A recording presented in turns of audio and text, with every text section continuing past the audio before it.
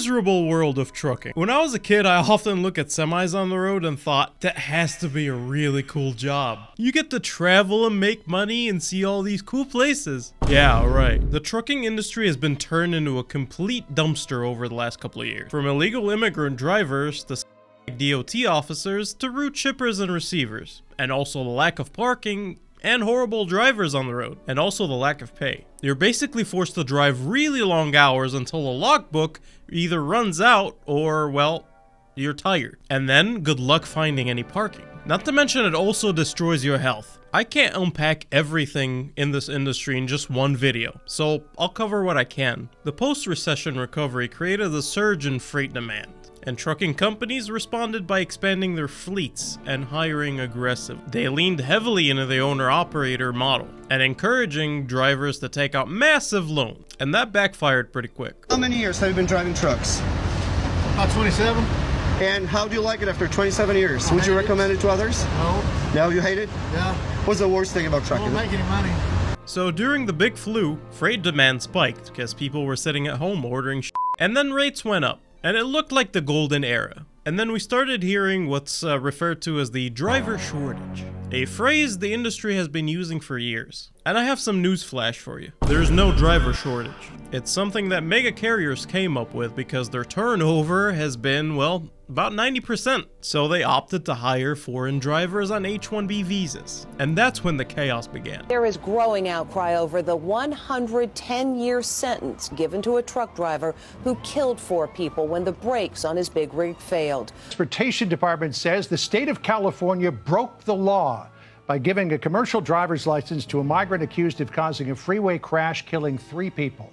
A new report claims California upgraded the driver's license 6 days before the accident, ignoring a federal order to comply with new restrictions banning illegal aliens from operating big rig trucks.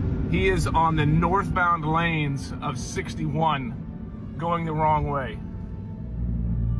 You can see I'm going southbound on 61. He's in the northbound lanes on Highway 61.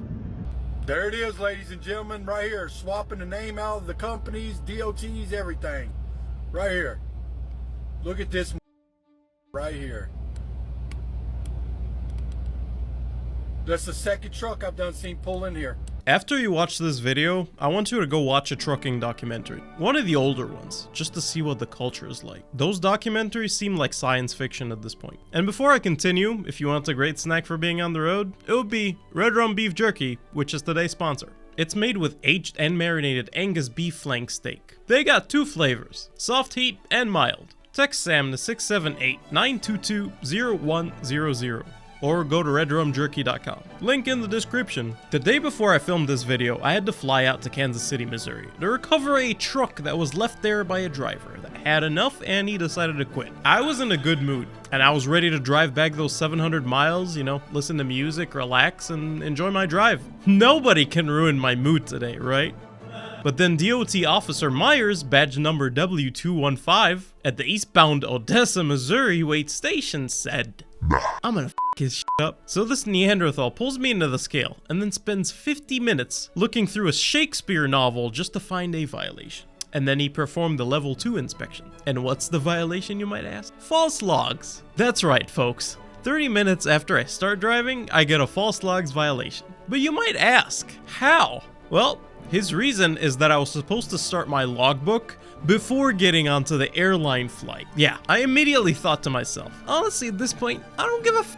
And to make matters worse, right next to me, there was another driver that could barely speak a word of English. And they just, you know, let him go. No English proficiency test, nothing. Just throw him back on the road. But God forbid somebody has to fly 1 hour to go recover a truck. So to that DOT cop, I truly hope you go f yourself. And to the other DOT cops that are actually doing their job properly and getting dangerous drivers off the road, I appreciate that. And thank you. But honestly, is this how far we've declined as a society? And it's not just the crappy DOT cops. There is a severe abundance of self-respecting drivers. And it's not just the 18-wheeler drivers. It's the normal everyday car drivers. As you might know, most trucks are governed at 68 miles an hour. But sometimes there's a very slight difference in speed. So what happens is these trucks would be passing each other for miles. Now this guy was going significantly slower than my speed. And when I was trying to pass him, he started speeding up.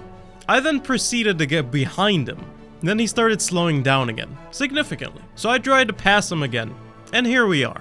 So like I've asked before, how did we get to this point as a society? Genuine question. And why are we behaving like garbage? How did the so-called industry reach a level where it's completely miserable to make a living? And why is it easier for an illegal immigrant to get a CDL than an American, and then hop into a truck and destroy people's lives? So this is what foreigners bring to America.